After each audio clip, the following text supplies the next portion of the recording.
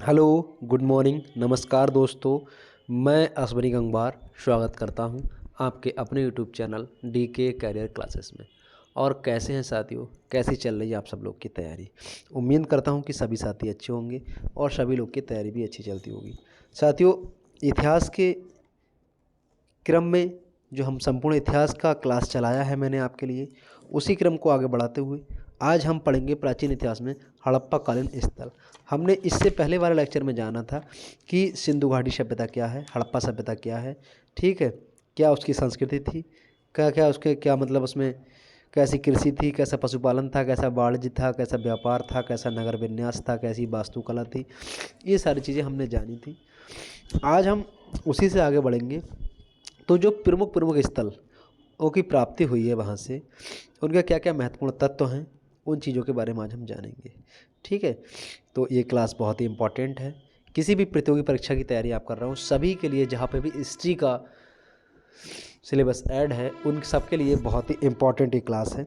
तो सभी साथी वीडियो को ज़्यादा से ज़्यादा लाइक करें, शेयर करें और चैनल को भी सब्सक्राइब करें। ठीक है, तो आइएगा इस क्लास को मैं शुरू करता हूँ। आज हम जो चीज़ जानेंगे कि हड़प्पा के जो महत्वपूर्ण स्थल हैं हड़प्पा कालीन, उनके बारे में। तो सबसे पहले हम हड़प्पा नगर की बात करते हैं, क्योंकि सबसे पहले इसी नगर की खोज करी गई थी, इसीलिए इस सभ्यता को हड़प्पा सभ्यता भी कहते हैं। तो अगर मैं बात करूं सर्वप्रथम उल्लेख, तो 1826 में हड़प्पा का उल्लेख चार्ल्स मैसन द्वारा किया गया। रावी नदी के बाएं तट पर स्थित है ये शहर, और क्षेत्रफल की दृष्टि से सिंधु सभ्यता का दूसरा सबसे बड़ा स्थल है ये। दुर्ग टीला को हिलर ने माउंट एबी नाम दिया, जो यहाँ पर प्राप्त हुआ है। ठीक है, कब्रिस्तान एच यहाँ पे प्राप्त हुए हैं। एच तरह के मतलब आपको कब्रिस्तान यहाँ पे मिलेंगे जो विजातीय संस्कृति हेतु यहाँ पे पाए गए थे। कब्रिस्तान R37 भी यहाँ पे मिला है। ये कब्रिस्तान जो यहाँ पे मिले उनके नाम रखे गए हैं। ठीक है, किनके द्वारा? जो इतिहासविद हैं या भूगर्भविद हैं उनके द्वारा। कब्रिस्तान R37 सामान्य आवास के दक्षिण में बनाए गए थे, और कब्रिस्तान एच विजातीय संस्कृति हेतु बनाए गए थे। ठीक है, जो अलग सी जाति थी, मतलब जो मेन जाति थी उनसे अलग जो जाति थी उनको विजातीय संस्कृति बोला है, उनके लिए कब्रिस्तान एच बनाए गए थे। एक मूर्तिका में स्त्री के गर्भ से निकलता हुआ पौधा दिखाया गया है। कांसे की बैलगाड़ी प्राप्त हुई है। ये जितने पॉइंट मैंने भी आपको बताया ये सारे के सारे हड़प्पा से प्राप्त हुए हैं। ठीक है, अभी मैं आगे भी बताऊंगा। अभी आपको एक टेबल दिखाऊंगा, उसमें मैं बताऊंगा कि हड़प्पा के उत्खननकर्ता कौन थे। ठीक है, मेन रूप से कब खोज हुई हड़प्पा की, वर्तमान क्षेत्र कौन सा है, नदी कौन सी है, साक्ष्य क्या क्या मिले, ये सब मैं बताऊंगा अलग से एक टेबल में। अभी मैं यहाँ पे तुम्हें बता दे रहा हूँ आप लोगों के लिए मेन मेन शहर। देखो, मोहनजोदड़ो की अगर मैं बात करूँ तो मोहनजोदड़ो का अर्थ होता है प्रेतों का टीला। ठीक है, प्रेतों का टीला या भूतों का टीला, या सिंधु नदी के दक्षिणी दाहिनी तट पर स्थित है ये मोहनजोदड़ो। और ये क्षेत्रफल की दृष्टि से सबसे बड़ा नगर है। दूसरा सबसे बड़ा नगर हड़प्पा है और मोहनजोदड़ो इससे भी बड़ा है। ठीक है ना। दुर्ग टीला को स्तूप टीला भी कहते हैं जो यहाँ से मिले हैं। किले को दुर्गीकृत करने का साक्ष्य नहीं मिलता है यहाँ से। किसी कब्रिस्तान का उल्लेख नहीं है मोहनजोदड़ो में। सामूहिक नरकंकालों का अवशेष मिला है। जॉन मार्शल ने विशाल स्नानागार को विश्व का आश्चर्यजनक निर्माण बताया है, जो यहाँ से मिले हैं मोहनजोदड़ो से। विशाल स्नानागार आपको मैंने दिखाए भी थे चित्र में इससे पहले वाली क्लास में। पूर्वी टीले के एचआर क्षेत्र से कांसे की नर्तकी की मूर्ति पूर्णतः नग्न मिली है। सवाल आएगा कि कांसे की पूर्णतः नग्न मूर्ति कहाँ से मिली है, तो मोहनजोदड़ो से मिली है। एक मुद्रा पर नाव का चित्रण मिला है, वो भी आपको मोहनजोदड़ो से मिला है। मोहनजोदड़ो से सबसे पहले मलेरिया के साक्ष्य प्राप्त हुए हैं। जो मलेरिया बीमारी हो जाती है, इसके सबसे पहले जो साक्ष्य प्राप्त हुए हैं ये भी आपको मोहनजोदड़ो से ही प्राप्त होते हैं। आगे बढ़ते हैं। एक स्थल है, इसका नाम है चनहुदड़ो। तो चनहुदड़ो नामक स्थल की भैया जो जानकारी मिलती है वो भी यहीं से मिलती है। ये सिंधु नदी के बाएं तट पर स्थित एक औद्योगिक शहर था चनहुदड़ो। कैसा शहर था? औद्योगिक शहर था, और एकमात्र नगर जो दुर्गीकृत नहीं था। मार्शल व मैके ने मनके बनाने का कारखाना खोजा था। चनहुदड़ो से ही मनके बनाने का कारखाना की खोज हुई है। किसने खोजा है? मार्शल व मैके ने, ध्यान रखना। एकमात्र स्थल जहाँ से वक्राकार ईंटें मिली हैं। ठीक है, वक्राकार ईंटें यहीं से मिली हैं चनहुदड़ो से। आगे देखते हैं। ईंट पर एक बिल्ली का पीछा करते हुए कुत्ते के पंजों का चिन्ह मिला है। ये बिल्ली भाग रही है, उसका पीछा कर रहा है कुत्ता, उसके चिन्ह भी मिले ईंट पे। इसके बाद अगला स्थल है, इम्पॉर्टेंट है, लोथल। तो लोथल गुजरात में स्थित है, जिसको गुजराती भाषा में अर्थ होता है मृतकों का टीला। ठीक है, गुजराती भाषा में इसका अर्थ है मृतकों का टीला। अहमदाबाद ज़िले में भोगपा नदी के किनारे स्थित है। इसे लघु हड़प्पा या मोहनजोदड़ो भी कहा जाता है। लघु हड़प्पा या लघु मोहनजोदड़ो भी इसको कहा जाता है। 3 युग्मित समाधियों का उदाहरण यहाँ से मिलता है, जिससे यहाँ सती प्रथा का अनुमान लगाया जाता है। भाई 3 युग्मित जब समाधियाँ यहाँ पे मिली, यानी 3 समाधियाँ ऐसी मिली जहाँ पे जोड़े में सबों को दफनाया गया है, यानी कह सकते हैं पुरुष के साथ स्त्री को भी दफनाया गया होगा, यानी कि सती प्रथा का अनुमान लगा सकते हैं। विश्व का प्राचीनतम जहाज़ों की गोदी या गोदी बाड़ा मिली है। ठीक है, यहाँ से जहाज़ों की गोदी यहीं से मिली है, लोथल से। यानी कह सकते हैं जो लोथल है वो उस समय का बंदरगाह रहा होगा, क्योंकि इकट्ठी वहाँ से जहाज़ों की गोदी मिली है, गोदी बाड़ा मिला है। यहाँ से चावल के भी अवशेष मिले हैं। ठीक है, ये हो गया आपका लोथल। इसके बाद बात आती है कालीबंगा की। तो कालीबंगा का ही अर्थ होता है कि काले रंग की चूड़ियाँ। काली मतलब काली, बंगा मतलब चूड़ियाँ। ठीक है, तो काले रंग की चूड़ियाँ। घग्गर नदी, जिसका प्राचीन नाम सरस्वती नदी था, के बाएं तट पर स्थित है ये। शल्य क्रिया की प्राचीनतम साक्ष्य मिले हैं। शल्य क्रिया समझते हो आप लोग? सर्जरी, जो सर्जरी होती है ना आज प्रेजेंट टाइम में डॉक्टर लोग करते हैं, तो उसके प्राचीनतम साक्ष्य यहीं से मिले हैं। कहाँ से मिले हैं? कालीबंगा से। जल निकास की प्रणाली का कोई स्पष्ट उल्लेख नहीं मिलता है यहाँ पे। भूकंप के सबसे प्राचीनतम साक्ष्य यहाँ से मिले हैं। कालीबंगा से भूकंप के सबसे प्राचीनतम साक्ष्य भी मिले हैं, याद रखना। जुते हुए खेत के प्रमाण, जिसकी विशेषता है कि जालीदार जुताई का नमूना है। ठीक है, जुते हुए खेत के प्रमाण मिले हैं यहाँ से, जिसकी विशेषता है जालीदार जुताई का नमूना है, जो 2 फसली थी। ठीक है, उस समय जो खेती करी गई है वो 2 फसली मानी गई है, और एक मिट्टी की लिंग व योनि के प्रतीक एक साथ बने मिले हैं। ठीक है, मिट्टी का लिंग व योनि के प्रतीक एक साथ बने प्रतीक मिले हैं। ठीक है ना, उस समय तो कह सकते हैं कि योनि और लिंग की भी उस समय पूजा होती होगी। अगला सवाल है बनवाली। बनवाली नामक स्थल है ये सरस्वती नदी के किनारे अवस्थित है। ठीक है, जल निकास प्रणाली का अभाव यहाँ भी था, जल निकास के साक्ष्य नहीं मिलते हैं। मकानों में अग्नि वेदिकाएँ मिली हैं, जो आज हम लोग अग्नि वेदिकाएँ समझते हो, जैसे हवन कुंड वगैरह बनाते हैं ना, इस टाइप की अग्नि वेदिकाएँ मिली हैं। अगला स्थान है रंगपुर, अहमदाबाद में स्थित है। ये भी भैया इसी सभ्यता से मिला है, हड़प्पाकालीन सभ्यता में देखने को मिलता है आपको, वहाँ का स्थल है रंगपुर, अहमदाबाद में स्थित है। सैंदव संस्कृति का उत्तर अवस्था का दर्शन मिलता है। ठीक है, यहाँ के अवशेषों में ना कोई मुद्रा मिली है, ना कोई माता देवी की मूर्ति मिली है। धान की भूसी के ढेर के प्रमाण मिले हैं बस। कच्ची ईंटों के दुर्ग व कलश समाधान के भी प्रमाण मिले हैं। इसके बाद अगला स्थान है रोपड़। तो ये सतलज नदी के बाएं तट पर स्थित है। स्वतंत्रता प्राप्ति के पश्चात 1950 में ब्रजवासी लाल ने उत्खनन कराया। उसके बाद 1953-55 के दौरान एकदत्त शर्मा ने पुनः उत्खनन कराया। इसका आधुनिक नाम रूपनगर है। तो रोपड़ का वास्तविक नाम जो इस समय है प्रेजेंट टाइम में वो रूपनगर है। यहाँ एक ऐसा कब्रिस्तान मिला है जिसमें मनुष्य के साथ पालतू कुत्ते को भी दफनाया जाता था। ये इंपॉर्टेंट बात है। ठीक है, मनुष्य के साथ पालतू कुत्ते को भी दफनाया जाता है। इसके साक्ष्य कहाँ से मिले हैं? तो ये आपके रोपड़ से मिले हैं। ओके, अगला है सुरकोटदा। तो ये गुजरात के कच्छ ज़िले में स्थित है, याद रखना। कब्रिस्तान में समाधान की नई विधि, कलश समाधान की विधि यहाँ से प्राप्त हुई है। ठीक, कब्रिस्तान में समाधान किया जाता था और कलश में रख के सबको दफनाया जाता था। ये सुरकोटदा से मिला है। धौलावीरा काफ़ी फेमस जगह है। धौलावीरा का अर्थ होता है सफ़ेद कुआं, गुजरात के कच्छ ज़िले में स्थित है। इस स्थल की खोज 1967-68 में जगपत जोशी द्वारा की गई, जबकि उत्खनन का कार्य डॉक्टर रविंद्र सिंह वशिष्ठ ने 1990-91 में कराया। ये भारत का सबसे बड़ा स्थल है, एकमात्र नगर जो 3 भागों में विभक्त था। धौलावीरा मकान कच्ची ईंटों के बने थे। पालिशदार श्वेत पत्थर बड़ी संख्या में प्राप्त हुए हैं। सिंधु लिपि के 10 बड़े अक्षर सूचना पत्र के रूप में यहाँ से मिले हैं। कहाँ से? धौलावीरा से।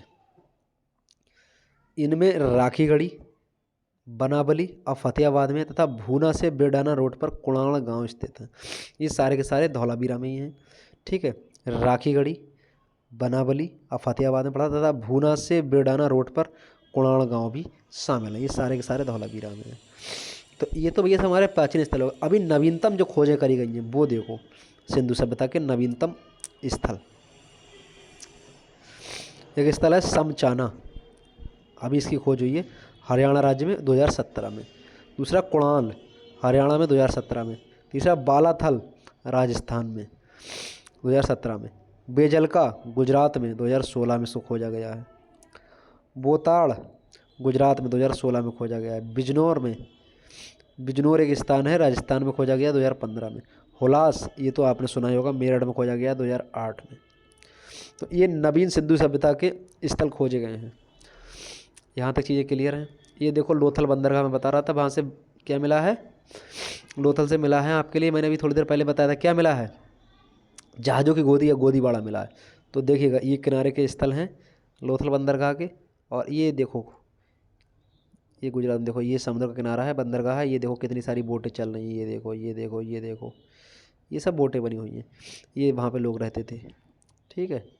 तो ये उस समय का समझ सकते हैं कि यहाँ पे लोथल क्या है, बंदरगाह रहा होगा। आगे देखते हैं। ये हड़प्पा कालीन नगर हैं। कहा जाता है कि हड़प्पा कालीन जो नगर है इसका विस्तार त्रिभुजाकार था।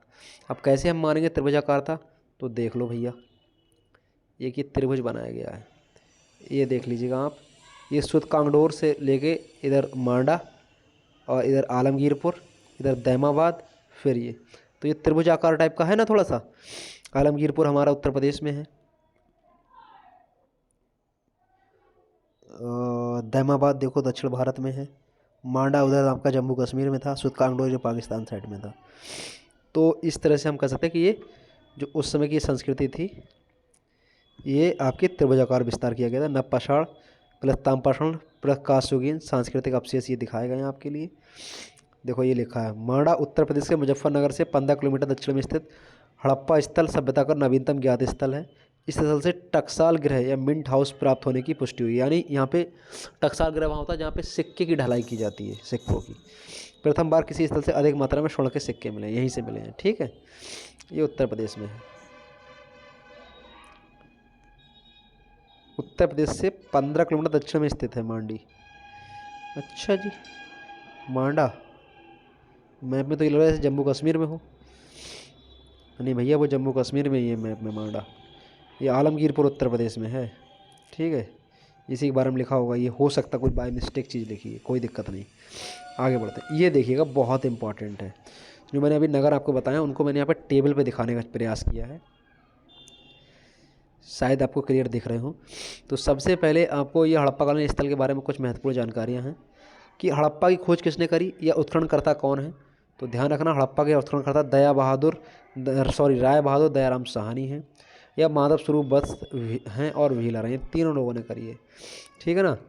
उल्लेख मैंने आपकी बताया थोड़ी देर पहले, तो 1826 में चार्ल्स मैसन ने उल्लेख तो किया था, लेकिन इसकी जो खुदाई कराई गई थी, उत्खनन कराया गया था, वो दयाराम साहनी द्वारा कराया गया था 1921 में। फिर माधव स्वरूप वत्स ने 1946 में कराया। वर्तमान क्षेत्र कौन सा है इसका, तो वर्तमान क्षेत्र साहिवाल जिला पश्चिमी पंजाब में पाकिस्तान में पड़ता है। प्रमुख नदी के किनारे कौन सी, रावी नदी है। और यहाँ से हड़प्पा से साक्ष्य क्या क्या मिले हैं, तो कांस्य की गाड़ी मिली है, अन्न भंडार मिले हैं, पारदर्शी वस्त्र पहने हुए एक मूर्ति मिली है, गरुड़ चित्रित मुद्रा, कांस्य के दर्पण मिले हैं, शंख का बैल मिला है और मछुआरे का चित्र मिला है। इतनी सारी चीज़ें आपको हड़प्पा से देखने को मिलेंगी। दूसरा प्रमुख स्थल है आपका मोहनजोदड़ो। राखालदास बनर्जी और बर्टिमर व्हीलर ने इसकी खोज करी है 1922 में। लरकाना जिला है, वर्तमान सिंध प्रांत में पाकिस्तान में पड़ता है। ये सिंधु नदी के किनारे का ये स्थल है।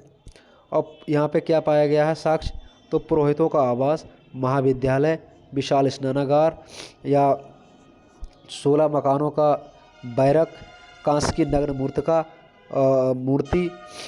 नग्न महिला मूर्ति, दाढ़ी वाले पुजारी की मूर्ति, ये मैं आपको दिखा चुका हूँ पहले ही चित्रों में, कल वाले लास्ट क्लास में। चमकता हुआ बंदर का चित्र, एक श्रृंगी पशुओं वाली मुद्राएं प्राप्त हुई हैं। ये सारी कहाँ से प्राप्त हुई हैं, मोहनजोदड़ो से। तीसरा स्थान है चनहुदड़ो। तो चनहुदड़ो की खोज किसने करी है, गोपाल मजूमदार व अर्नेस्ट मैके ने 1934 में। वर्तमान क्षेत्र है सिंध वाला, पाकिस्तान वाला, सिंधु नदी के किनारे का है, मतलब ये स्थल इसका वर्तमान क्षेत्र। और प्राप्त साक्ष्य क्या हैं, तो बिल्ली का पीछा करते हुए कुत्ते के साक्ष्य मिले हैं यहाँ से चनहुदड़ो से। मनके बनाने का कारखाना मिला है, लिपस्टिक मिली है यहाँ से, यानी सौंदर्य प्रसाधन भी मिले हैं। कांस्य की गाड़ी भी मिली है यहाँ से, बकराकार ईंट मिली है, काजल, पाउडर, कंगा, 3 घड़ियालों तथा 2 मछलियों का अंकन वाली मुद्रा प्राप्त हुई है।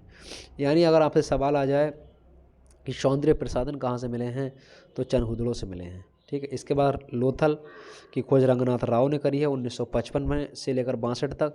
अहमदाबाद गुजरात का क्षेत्र है ये। भोगावा नदी के किनारे स्थित है। वृत्ताकार तथा चौकोर अग्नि वेदिकाएँ मिली हैं। चावल व बाजरे पर 2 मुँहे राक्षस का अंकन है। क्या कहते हैं, अगला है फारस की मोहर यहाँ से मिली है। ठीक है, लोथल से। इसके अलावा घोड़े की मृणमूर्ति मिली है। गोदीबाड़ा मिला है या गोदबाड़ मिला है। 3 युग्मित समाधि मिली हैं, 3 जोड़े वाली 3 समाधि 2-2 लोगों की। और पूर्ण हाथी दांत मिला है। चालाक लोमड़ी का चिन्ह मिला है। आपने वो पढ़ी होगी ना कहानी चालाक लोमड़ी वाली, तो उसका भी चिन्ह मिला है यहाँ से। ठीक है। इसके बाद कालीबंगा। ठीक है, कालीबंगा भी मैंने बताया था, काले रंग की चूड़ियाँ। अमलानंद घोष ब्रजवासी लाल ने इसकी खोज करी है 1953 में अमलानंद घोष ने, और ब्रजवासी लाल ने 1961 में इसकी उत्खनन कराया था दोबारा से। हनुमानगढ़ जिला है राजस्थान में, वहाँ पे इसके साक्ष्य मिले हैं। वर्तमान क्षेत्र इसका वहीं है। घग्गर नदी के किनारे का क्षेत्र है। यहाँ से जो साक्ष्य मिले हैं, जुते हुए खेत, लकड़ी की नाली, बेलनाकार भूकंप के साक्ष्य भी मिले हैं। अग्नि हवन कुंड भी मिले हैं। अलंकृत ईंट मिली हैं। चूड़ियाँ मिली हैं। एक साथ 2 फसल बोने के साक्ष्य भी मिले हैं। ठीक है, तो ये कहाँ की बात हो गई, ये होगी कालीबंगा की। अगला है आपका स्थल बनावली। तो बनावली की खोज रविंद्र सिंह बिष्ट ने की है 1973-74 में। हिसार जिले का स्थल है ये, वर्तमान क्षेत्र हिसार हरियाणा में पड़ता है। सरस्वती नदी के किनारे का स्थल है। और प्राप्त साक्ष्य यहाँ से क्या मिले हैं, काली बनावली से जौ, मिट्टी का हल मिला है खिलौना टाइप का। सड़कों पर बैलगाड़ी के पहिए के साक्ष्य मिले हैं। ठीक है। इसके बाद आपका रंगपुर आता है। माधव स्वरूप वस्त ने इसकी खोज करी है या उत्खनन किया है 1931 में। अहमदाबाद गुजरात का क्षेत्र है। मांदा नदी के किनारे का। 3 संस्कृतियों के अवशेष मिले हैं यहाँ से। नालियाँ मिली हैं। कच्चे ईंट के दुर्ग बने मिले हैं। धान की भूसी, ज्वार बाजरा के साक्ष्य भी मिले हैं। इसके बाद रोपड़ नामक स्थल प्राप्त हुआ है। ब्रजवासी लाल और यज्ञदत्त शर्मा ने इसकी खोज करी है 1950 में, और 1953-55 में यज्ञदत्त शर्मा ने की है। किसकी, रोपड़ की, याद रखना। रूपनगर वर्तमान में इसका नाम है। वर्तमान क्षेत्र पंजाब वाला है ये, सतलज नदी के किनारे का है। यहाँ से जो साक्ष्य मिले हैं, मानव के साथ कुत्ते दफनाने के साक्ष्य मिले हैं। तांबे की कुल्हाड़ी मिली है। इसके बाद कोट दीजी जो स्थल है, इसकी खोज की अगर मैं बात करूँ, गुरहा अफजल खान ने करी है 1935 में और 1955 में। तो सिंध पाकिस्तान का क्षेत्र है ये, सिंधु नदी के किनारे का। यहाँ से जो साक्ष्य मिले हैं, किलेबंदी के साक्ष्य नहीं मिले हैं। कच्ची ईंटों के मकान व चूल्हे प्राप्त हुए यहाँ से। इसके बाद सुध कांगेडोर की बात करें, तो सुध कांगेडोर जो स्थल है, सर मार्क ऑरेल स्टाइल ने इसकी खोज की है या उत्खनन किया है 1927 में। बलूचिस्तान पाकिस्तान वाला क्षेत्र है ये, दास्क नदी के किनारे। यहाँ से जो साक्ष्य मिले हैं, बंदरगाह, 3 संस्कृतियों के साक्ष्य, प्राकृतिक चट्टान पर अवस्थित, और मानव अस्थि राख से भरा बर्तन, बेबीलोन से व्यापार के साक्ष्य। ये सारे के सारे मिले हैं आपको सुध कांगीडोर से। ठीक है। आगा है सुरकोटदा। इसकी खोज देखो जगपति जोशी ने की है। सुध काखो की जॉर्डल्स ने की है 1962 में। मांडा की जगपत जोशी ने 1982 में की। राखीगढ़ी की सूरज भान ने 1969 में की है। और आलमगीरपुर की यज्ञदत्त शर्मा ने की है। सुरकोटदा देखो बेटा वर्तमान स्थल है जो वो कच्छ गुजरात का है। सुध काघो का पेरिन बलूचिस्तान का स्थल है। मांडा जम्मू कश्मीर का है। राखीगढ़ी हिसार जिले में पड़ता है हरियाणा में। आलमगीरपुर यज्ञदत्त शर्मा ने की है 1958 मेरठ उत्तर प्रदेश में पड़ता है। अगर मैं बात करूँ सुरकोटदा की, तो सरस्वती नदी के किनारे है। यहाँ से मिला है घोड़े की हड्डी, कलश समाधान और तराजू का पलटा। ठीक है। इसके बाद सुध काघो की करें बात हम, तो चार्ल्स डेज ने खोज की थी 1962 में। तो ये प्रमुख नदी से किनारे की शादी कौर है। ठीक है। पेरन बलूचिस्तान में पड़ता है ये। तो 2 टीले व बर्तनों के मृत भांड मिले हैं। मांडा की बात करें तो चेनाब नदी के किनारे स्थित है। चर्ट, ब्लेड, हड्डी के बाणाग्र और मोहरें मिली हैं। इसके बाद राखीगढ़ी की बात करें तो घग्गर नदी के किनारे है। ताम्र उपकरण मिले हैं यहाँ से। हड़प्पा लिपि, एक तो मुद्राएँ मिली हैं। इसके बाद आलमगीरपुर की बात करें लास्ट, जो कि यज्ञदत्त शर्मा ने खोज करी है, इसकी मेरठ उत्तर प्रदेश में है। तो हिंडन नदी के किनारे है। मृतभांड बर्तनों पर मरी गिलहरी की चित्रकारी इस पर की गई है। तो आई होप आप लोग समझ पा रहे होंगे सारी चीज़ें। जो मोहनजोदड़ो से नृत्यांगना मिली है, तो कुछ लोग उसको पार्वती का रूप मानते हैं। ठीक है, देखो इसके बारे में थोड़ा सा जान लीजिए। ICHR भारतीय ऐतिहासिक अनुसंधान परिषद, ठीक है, इसके प्रकाशन में ये दावा किया गया कि सिंधु घाटी सभ्यता के समय लोग शिव की उपासना करते थे। इनमें पद्मासन में बैठी आकृति को शिव एवं नृत्यांगना की आकृति को पार्वती बताया गया है। प्रथम बार किसी सरकारी मंच ने मोहनजोदड़ो से प्राप्त या मोहनजोदड़ो से मिली नृत्यांगना को की इस आकृति के साथ ऐसा दावा किया है, प्रथम बार इसको पार्वती बताया है। ICHR की ओर से ऐतिहासिक शोध के प्रकाशन हेतु शुरू की गई छमाही पत्र का इतिहास के अंक 2017 में ये दावा किया गया है। ठीक, 2017 में ये बात कही गई है कि इसमें छपे बनारस हिंदू विश्वविद्यालय के रिटायर्ड प्रोफेसर ठाकुर प्रसाद वर्मा के लेख में कहा गया है कि वैदिक सभ्यता के समय ऐसे बहुत से प्रमाण मिलते हैं जिससे सिद्ध होता है कि उस समय लोग शिव की उपासना करते थे। ये बात सही है। तो वैदिक सभ्यता के पुरातत्व शीर्षक से प्रकाशित इस लेख के अनुसार पद्मासन में बैठी सींग वाली आकृति भगवान शिव की है। इसके चारों ओर विभिन्न जानवर उपस्थित हैं, साथ ही कुछ मानव आकृतियाँ भी दिखाई देती हैं। तो नृत्यांगना की मशहूर जय हो नृत्यांगना की मशहूर आकृति देवी पार्वती की है, ऐसा मानते हैं। ठीक है, और आकृति की उपस्थिति में यह भी सिद्ध होता है कि सिंधु घाटी सभ्यता के समय शिव की पूजा होती थी। हालांकि उनका कहना है कि 2500 ईस्वी पूर्व की मानी जाने वाली सभ्यता के विभिन्न कलात्मक अवशेषों में भी ऐसे बहुत से प्रमाण मिलते हैं। ये परिषद केंद्रीय मानव संसाधन विकास HRD मंत्रालय के अंतर्गत ऐतिहासिक शोध की शीर्ष संस्था है। तो ये मैं नहीं कह रहा हूँ, ये बात भारतीय ऐतिहासिक अनुसंधान परिषद ICHR के प्रकाशन में कहा गया है। एक पुस्तक आई है छमाही पत्र का इतिहास, इस ICHR इसको छापती है। ठीक है, तो बनारस हिंदू विश्वविद्यालय या BHU के रिटायर्ड प्रोफेसर हैं ठाकुर प्रसाद वर्मा, उन्होंने ये बात कही है। ओके, अब देखिए ये समझिएगा, अच्छी बात है। क्या हड़प्पा संस्कृति वैदिक संस्कृति थी या वैदिक थी? तो कभी कभी हड़प्पा संस्कृति को ऋग्वैदिक कहते हैं, लेकिन इस संस्कृति की मुख्य विशेषताओं का उल्लेख ऋग्वेद में नहीं मिलता। जिस प्रकार की इसमें विशेषताएं हैं तो उनको ऋग्वेद में उल्लेख नहीं मिलता है। तो फिर ये ऋग्वैदिक संस्कृति कैसे हुई? नियोजित नगर, शिल्प, वाणिज्य और ईंटों की बड़ी बड़ी संरचनाएं परिपक्व हड़प्पा संस्कृति की विशेषताएं हैं। ऋग्वेद में ये विशेषताएं नहीं मिलती हैं। प्रारंभिक वैदिक जन कृषि के साथ पशुपालन करते थे, वे ईंटों का प्रयोग नहीं करते थे। प्रारंभिक वैदिक जन हड़प्पा संस्कृति के प्राय संपूर्ण क्षेत्र में रहते थे, लेकिन वे लोग अफगानिस्तान में भी रहते थे। ठीक है, आगे देखते हैं। हड़प्पा संस्कृति की परिपक्व नगर अवस्था 2500 से 1900 ईसा पूर्व तक बनी रही, लेकिन ऋग्वेद का काल 1500 ईसा पूर्व माना जाता है। इसके अतिरिक्त हड़प्पा संस्कृति के लोगों और वैदिक लोगों की बिल्कुल समान वनस्पतियों और पशुओं की जानकारी थी, ऐसा कोई प्रमाण भी नहीं मिलता है। तो हड़प्पा संस्कृति वैदिक संस्कृति थी या वैदिक थी, ये नहीं कह सकते हैं। ऋग्वेद में केवल जौ का उल्लेख मिलता है, लेकिन हड़प्पा संस्कृति में लोगों को गेहूँ, तिल और मटर की भी जानकारी थी। बात सही है। और हड़प्पा संस्कृति ऋग्वेद से पुरानी है। ठीक है, शहरी है, लेकिन वैदिक संस्कृति ग्रामीण है। हड़प्पा संस्कृति लोग गैंडा से परिचित थे, लेकिन ये वैदिक लोगों को अज्ञात था।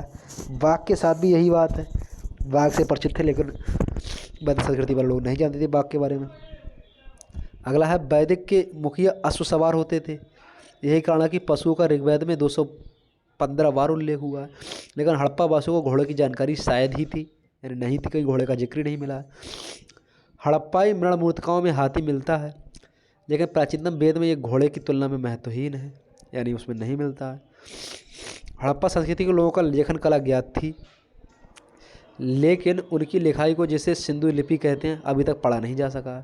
इस प्रकार हड़प्पा संस्कृति के लोगों को भाषा के बारे में हमें स्पष्ट अनुमान ही है, लेकिन प्रारंभिक वैदिक जन हिंदू आर्य भाषा बोलते थे। इसके भिन्न भिन्न रूप में अभी भी दक्षिण एशिया में प्रचलित हैं। ठीक है, ये बात सही है। देखो, 5000 वर्ष पहले ज्ञात सुनामी से बचने का तरीका। जब उस समय ये लोग रहते थे तो उस समय सुनामी या जो चीज़ें आती थी, भूकंप वगैरह, तो उनसे बचने तक का इन्होंने तरीका खोज निकाला था। तो इसको हम लोग देखते हैं कैसे इन्होंने खोजा था। 2004 में हिंद महासागर में आए प्रलयकारी भूकंप के बाद आधुनिक विश्व ने प्रथम बार सुनामी को जाना और समझा।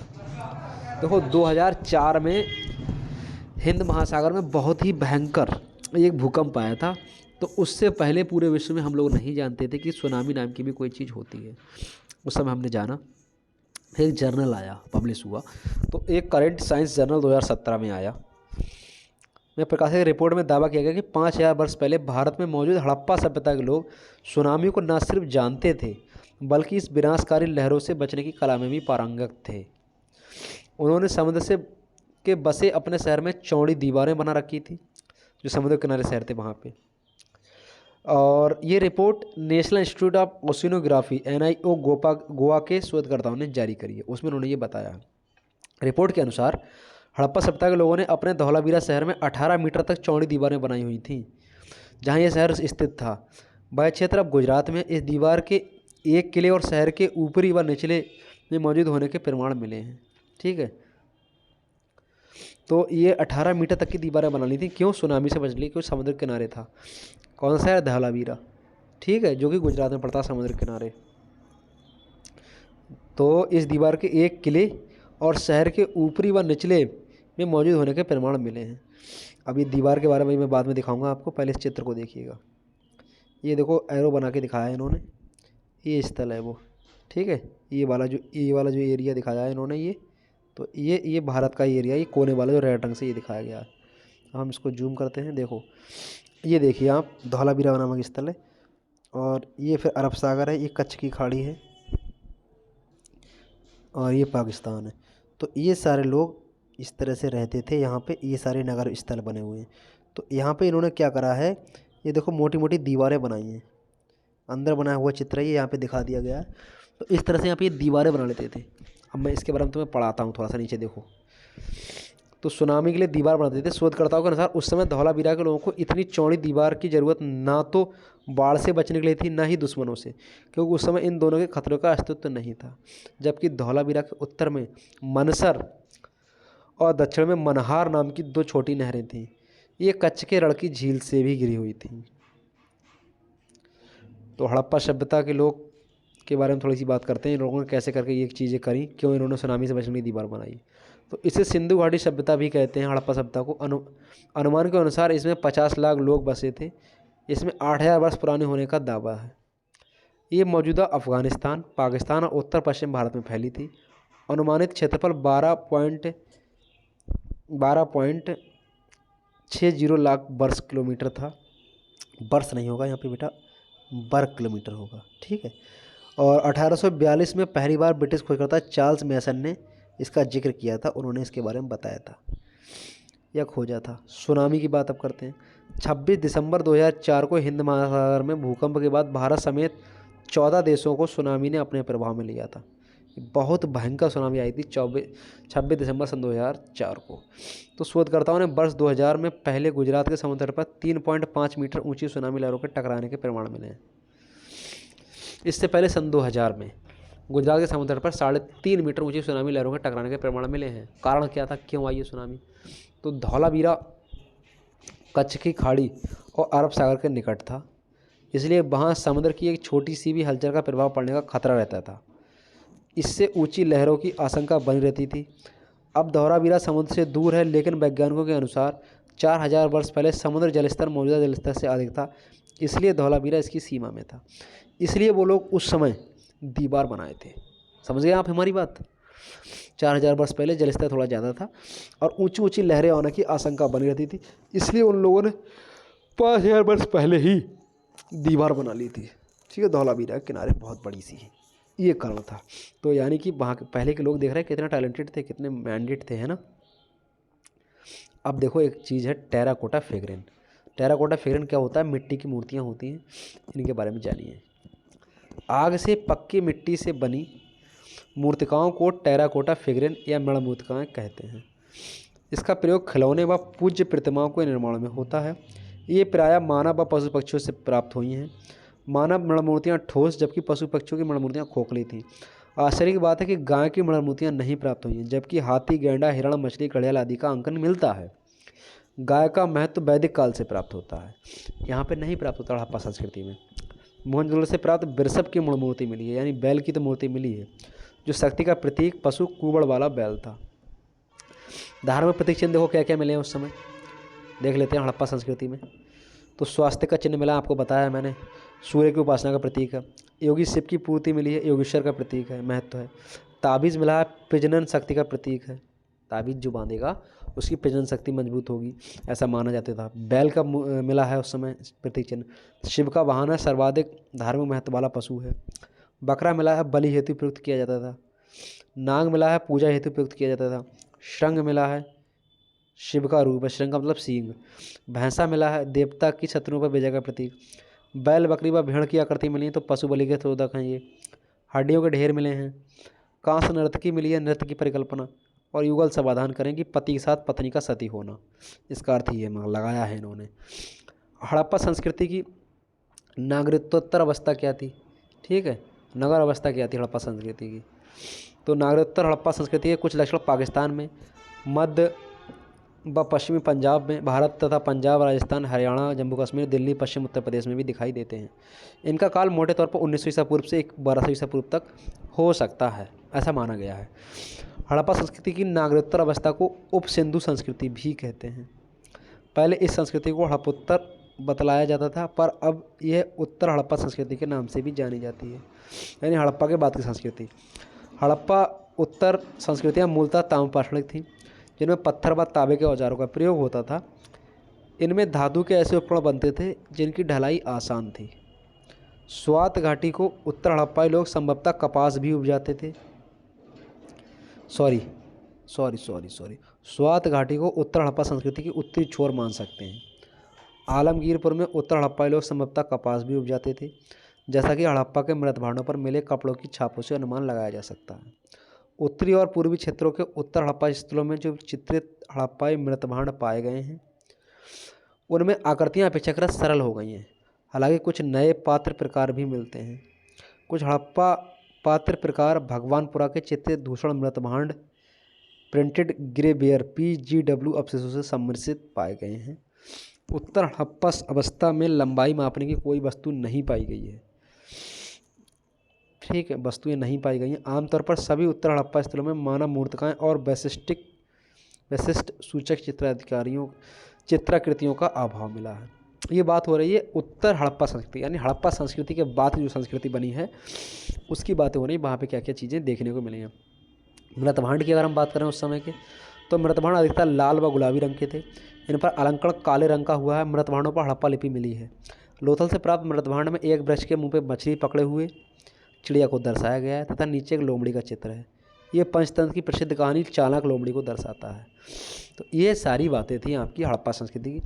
अब हमने अभी तक जितना कुछ पढ़ा हड़प्पा संस्कृति के बारे में, चाहे सिंधु सभ्यता के बारे में, तो उसके कुछ हम आपको 15-20 इंपॉर्टेंट सारांश या सार इस पूरे टॉपिक का हम आपको बता देते हैं, ठीक है। महत्वपूर्ण तत्व क्या जो हमने पढ़े हैं पूरी पार्ट के, पूरे टॉपिक के।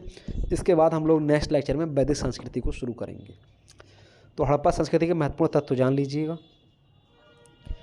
स्त्री मृण मूर्तियाँ अधिक मिलने से सिंधु सभ्यता का समाज मात्र सत्तात्मक था, ये मान सकते हैं। उस समय स्त्रियों की मूर्तियाँ ज़्यादा मिली हैं, इसलिए कह सकते हैं कि जो समाज था वो मात्र सत्तात्मक था, यानी स्त्रियों का प्रचलन ज़्यादा था। पासा इस युग का प्रमुख खेल था। ये लोग योगासन भी करते थे, यानी योग भी करते थे। सैंधव सभ्यता काशयुगीन सभ्यता थी तथा यहाँ के लोग लोहे से परिचित नहीं थे, याद रखना, लोहे से परिचित नहीं थे, कांस्य से परिचित थे। काशयुगीन सभ्यता थी। मोहनजोदड़ो में मिली प्रसिद्ध नर्तकी या देवदासी की कांस्य प्रतिमा धातु निर्मित थी। इस युग में कांस्य का प्रयोग किए जाने का पता चलता है, क्योंकि कांस्य से बनी हुई मूर्तियाँ बहुत मिली हैं। हड़प्पा के सामान आबाद क्षेत्र के दक्षिण में एक ऐसा कब्रिस्तान स्थित है जिसे समाधि R37 नाम दिया गया है।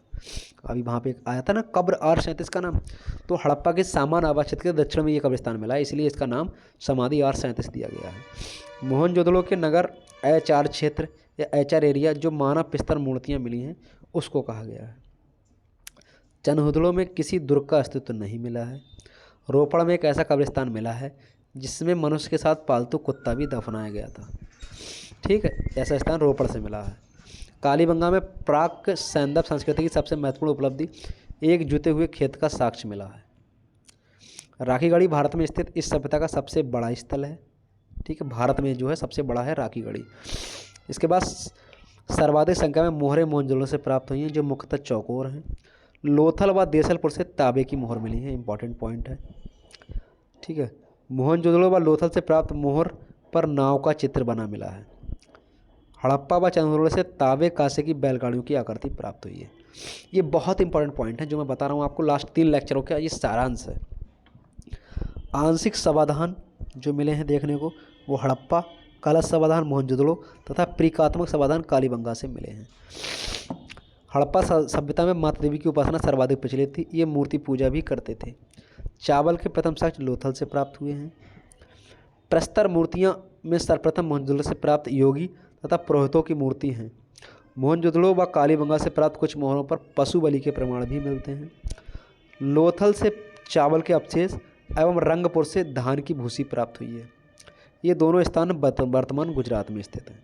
कपास सैंधव लोगों की मूल फसल थी, इसी कारण यूनानी सिंध क्षेत्र को सिंडन कहने लगे, जो सिंधु सभ्यता शब्द से निकला शब्द है। सिंधु सभ्यता के लोगों को गन्ना ज्ञात नहीं था, यानी गन्ना की फसल के बारे में जानकारी नहीं थी। लोथल से आटा पीसने के पत्थर की चक्की के 2 पार्ट मिले हैं। हड़प्पा संस्कृति में घोड़े के अस्तित्व को स्वीकार नहीं किया जाता, परंतु गुजरात के सुतकोड़ता से घोड़ी के अस्थिपंजर, बलूचिस्तान से राना गुंडई से घोड़े के दांत और मोहनजोदड़ो से एक ऊपरी सतह से घोड़े के अस्थिपंजर और मोहनजोदड़ो की एक ऊपरी सतह से घोड़े के अस्तित्व का संकेत भी मिलता है। वैसे घोड़े का अस्तित्व नहीं बताया गया, लेकिन घोड़े के कुछ चीज़ें मिलती हैं, घोड़े से संबंधित कुछ चीज़ें देखने को मिलती हैं, कुछ चिन्ह मिले हैं, अस्थिपंजर वगैरह या उसके दांत वगैरह या उसकी और चीज़ें। ठीक है, तो ये सारी चीज़ें थी आपके इस टॉपिक के बारे में। कैसा लगा आपको ये क्लास, एक बार कमेंट करके ज़रूर बताएं। बाकी वीडियो को ज़्यादा से ज़्यादा लाइक करें, शेयर करें, और जो लोग हमारे चैनल पर नए हैं वो चैनल को सब्सक्राइब करें। आप हमारे लिए हमारे social media handle Facebook, Instagram, WhatsApp, Telegram वगैरह पे भी ज्वाइन कर सकते हैं। इसके अलावा हम लोगों ने ये हड़प्पा संस्कृति वगैरह जान ली बहुत अच्छे से, तो कल से हम लोग चीज़ें पढ़ेंगे आपकी वैदिक संस्कृति के बारे में, प्राचीन इतिहास को आगे बढ़ाएंगे, और कल से हम लोग जानेंगे वैदिक संस्कृति के बारे में, वैदिक साहित्य के स्रोत के बारे में, या भारत में आर्यों का आगमन जहाँ से हुआ था उन चीज़ों के बारे में हम लोग देखेंगे कल से। ठीक है, तो आज की क्लास यहीं तक रखते हैं। Thank you.